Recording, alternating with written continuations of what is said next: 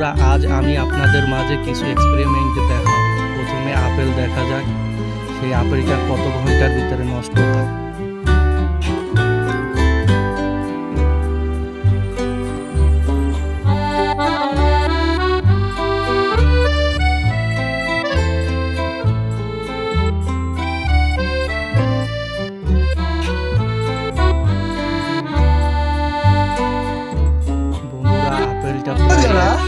सबर करो, बोला धक्का मुक्की नहीं करने का, आराम से लेने का। এখন দেখা যাক একটা কুমড়োর বীজ থেকে কতদিন লাগে সেই ফলটি উৎপাদন হতে। আমরা দেখা যাক, আমরা এটা দেখি।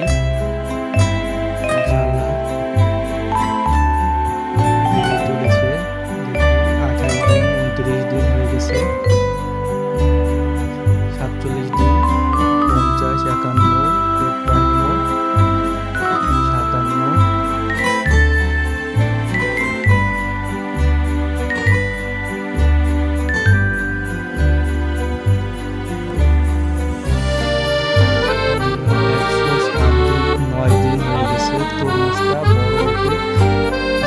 110 দিন পর্যন্ত সময় লাগছে। এখন খাওয়ার উপযুক্ত সময় হয়েছে। सबर करो, बोला धक्का मुक्की नहीं करने का, आराम से लेने का। हाँ বন্ধুরা, তরমুজটি পোকাগুলো খেতে দেখি কতদিন সময় লাগায়। আমরা সেটা এখন দেখবো এক্সপেরিমেন্ট। তরমুজ পোকাগুলো কতদিনের ভিতরে খেয়ে ফেলতে পারে।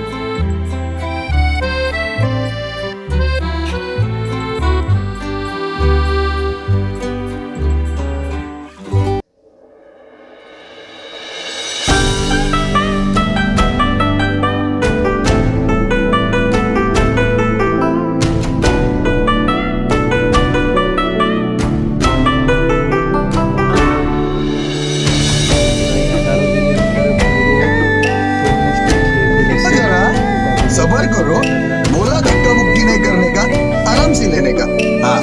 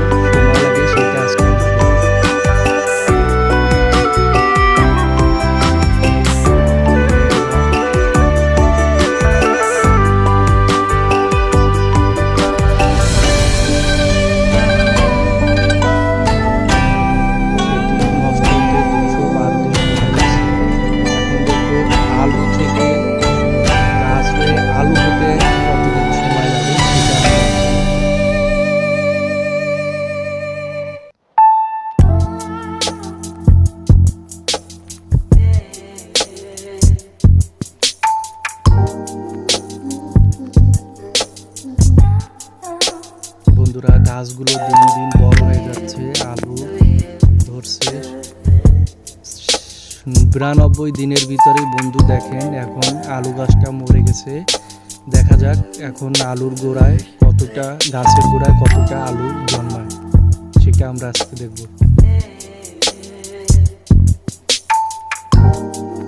মাশাআল্লাহ, কিছু আলু হয়েছে। এখন দেখব পোকাগুলো কিছু গাছকে খেতে কতদিন লাগে, সেটা আমরা আজকে দেখব। এগুলো ঝাউ টাইপের গাছ, কত মিনিট সময় লাগে সেটা আর কি দেখবো আমরা।